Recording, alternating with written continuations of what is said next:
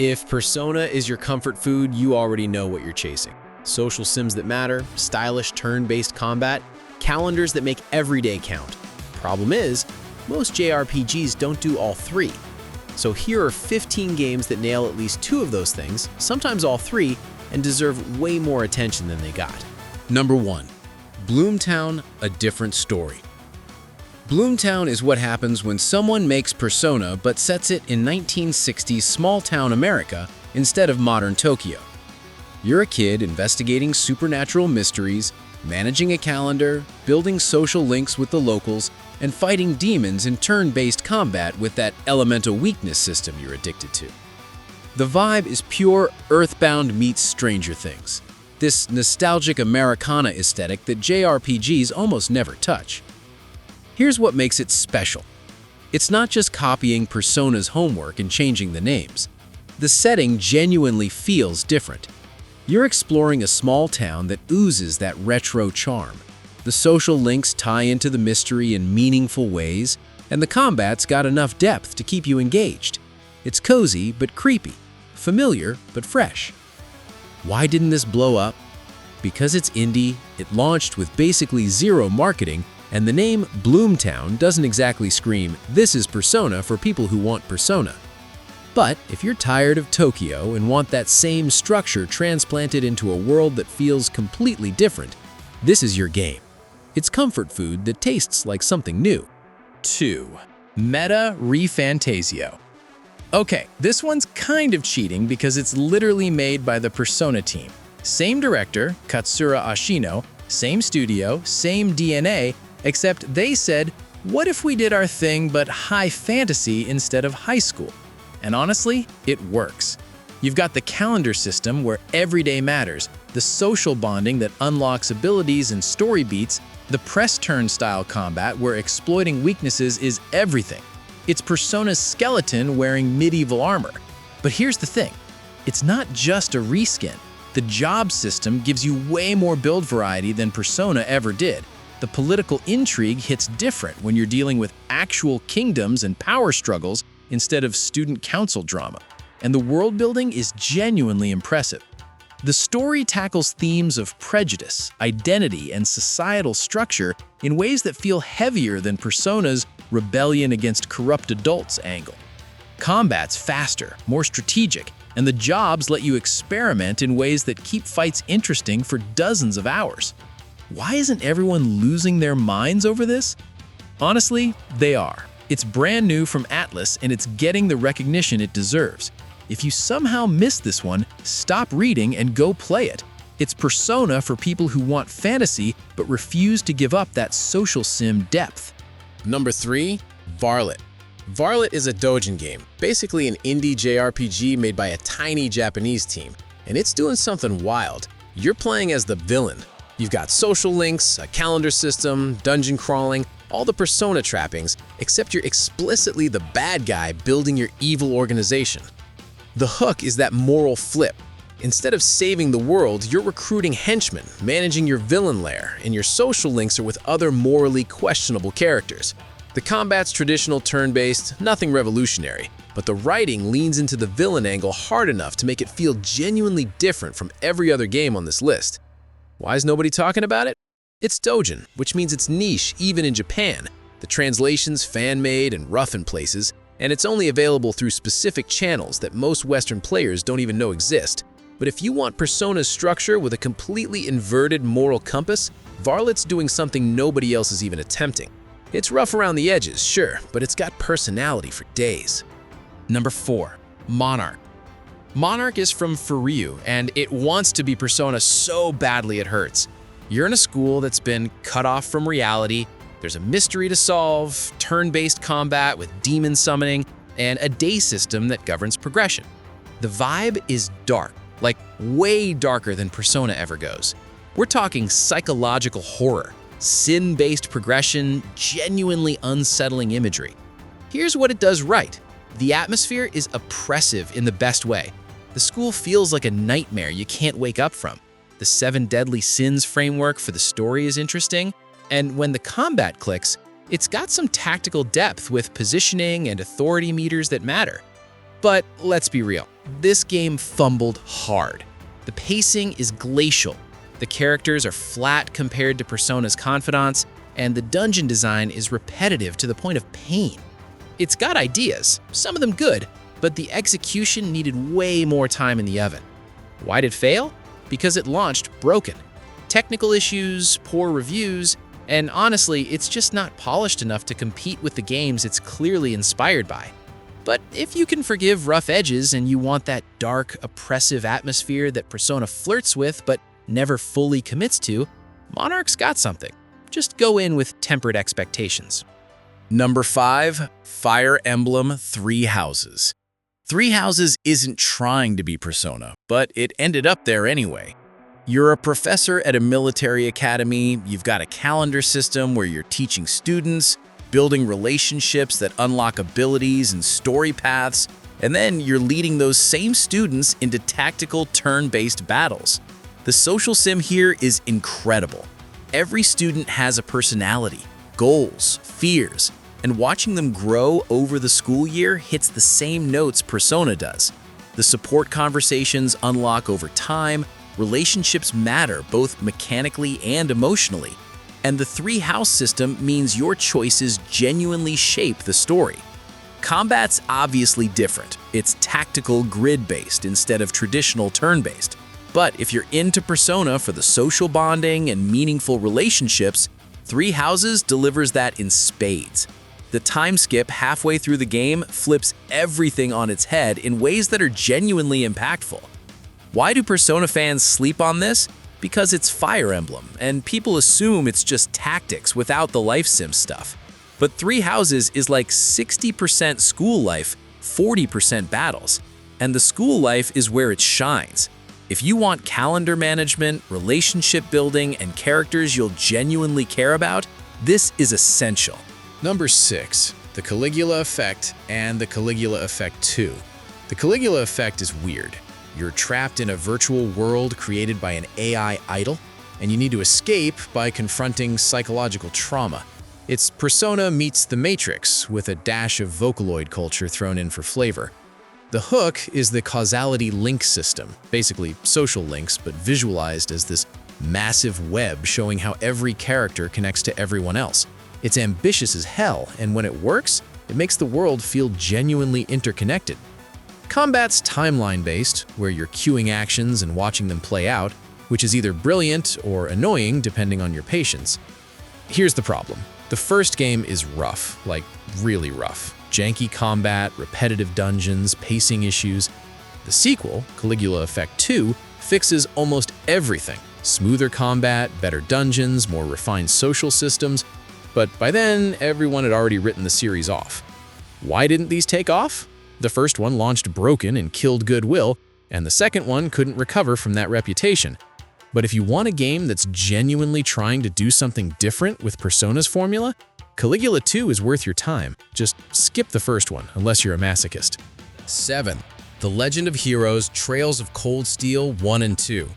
Cold Steel is Persona at a military academy, except the story spans 4 games and takes 300 hours to tell. You're a student at Thor's military academy, bonding with classmates through social link events, going on field studies that double as dungeon crawls, and uncovering a massive conspiracy that threatens the entire nation. The social sim elements are here. Free time events where you choose who to spend time with, relationship building that unlocks bonding scenes and combat advantages, a school setting that makes every character feel grounded. Combat's traditional turn-based with a twist. Positioning matters, turn order manipulation is key, and the orbment system for magic is deep enough to lose hours theory crafting builds. What makes Cold Steel special is the scope. This isn't a 60-hour story, it's an epic that sprawls across multiple games, with characters and plot threads that carry through the entire series. If Persona feels too self-contained, Cold Steel will consume your life. Why do people bounce off it? The first game is slow, like criminally slow. It's world building and set up for 40+ hours before the payoff hits. But if you can push through that, you're rewarded with one of the most satisfying long-form narratives in JRPGs. It's Persona for people who want more story, more characters, More everything. Number 8. The 100 Line Last Defense Academy. The 100 Line is brand new from the Danganronpa team, and it's mixing Persona school life with tactical grid-based combat. You're at a school that's been transported to a deadly realm, managing a calendar, building relationships with classmates, and defending against waves of enemies in turn-based strategy battles. The social sim side is classic Persona. Free time, relationship events, bonding that unlocks abilities. The combat's the wild card. It's tactical RPG where you're positioning units on a grid, managing resources, and adapting to increasingly chaotic enemy waves. It's turn-based strategy in the Fire Emblem style, which will throw Persona purists, but it's strategic in a different way. What makes it interesting is the death game framework. Danganronpa's DNA is all over this. Characters die, tensions high, and the writing leans into that thriller energy. It's darker than Persona, more willing to kill characters you've invested in, and the stakes feel genuinely dangerous. Why might this struggle? Tactical RPG combat in a Persona-like is a tough sell, and the Danganronpa comparisons might set wrong expectations. But if you want Persona structure with a completely different combat system and higher stakes, this is offering something unique. Just know what you're getting into. 9. Loop 8 Summer of Gods. Loop 8 is Persona meets Groundhog Day. You're a kid in a rural Japanese town living out August over and over again, trying to prevent an apocalypse. Calendar system, social links, turn-based combat, relationship building, all the pieces are here. The hook is the emotion system. Characters have dynamic emotional states that affect how they interact with each other and with you, and the world changes based on these relationships in ways that feel genuinely organic. The time loop structure means you're optimizing routes, figuring out who to talk to when, trying to unlock the perfect timeline. Here's the brutal truth. This game is broken. The systems are ambitious, maybe too ambitious, and the execution is a mess. Pacing's off, the combat's clunky, and the time loop can feel more frustrating than rewarding. It's got ideas that could have been incredible with more development time. Why'd it bomb? Because it launched unfinished. Reviews were harsh, word of mouth was brutal, and most people never gave it a chance. But there's a cult following for this game, people who see past the jank and appreciate what it's attempting. If you want to experience a fascinating failure that swung for the fences, Loop 8 is that. Just don't expect polish. Number 10. Tokyo Xanadu EX+. Tokyo Xanadu is Falcom doing their version of Persona, except the combat's action RPG instead of turn-based. You're a high schooler in modern Tokyo managing a calendar, building social links, and fighting demons in real-time dungeon crawling sequences. The social sim elements are solid. Relationship events, character development, free time management. The combat's where it diverges. It's fast-paced, character action style, with different characters specializing against different enemy types. Think Ys meets Persona and you're most of the way there. What works is the vibe. Tokyo Xanadu nails that modern Japanese high school meets supernatural thriller aesthetic. The dungeons are varied, the characters are likable, and the story hits those Persona beats of friendship, growth, and facing inner demons, sometimes literally. Why isn't this bigger? Because it's Falcom, and they're not great at marketing outside Japan. The EX Plus version came to PC and PS4 late, reviews were mixed, and most people didn't even know it existed. But if you want Persona's structure with action combat, this is the most polished option out there. It's comfort food for Persona fans who can't do another turn-based battle. Number 11. Blue Reflection and Blue Reflection's Second Light. Blue Reflection is Persona for the magical girl crowd. You're a high school girl, managing school life, building relationships with classmates, and fighting in beautiful, emotionally driven turn-based battles. The vibe is soft, introspective, focused on feelings and friendship over saving the world. The hook is the atmosphere. These games are gorgeous, with watercolor aesthetics and a melancholic tone that feels completely different from Persona's stylish edge. The social links are here, but they're gentler, more about understanding people's emotional struggles than unlocking combat abilities. Combat's traditional turn-based with a timeline system, And it's fine. Not amazing, not terrible, just serviceable. The real draw is the character writing and the mood. Second Light improves on the first game in almost every way. Better pacing, more refined systems, stronger emotional payoffs. Why do people skip these? Because they look like cute girl games, and the marketing leaned into fan service in ways that turn people off. But if you can look past that, Blue Reflection is offering something genuinely heartfelt. It's Persona for people who want emotional depth over flashy combat, friendship over rebellion. Just know it's a specific vibe, and if that vibe doesn't click, you'll bounce off hard.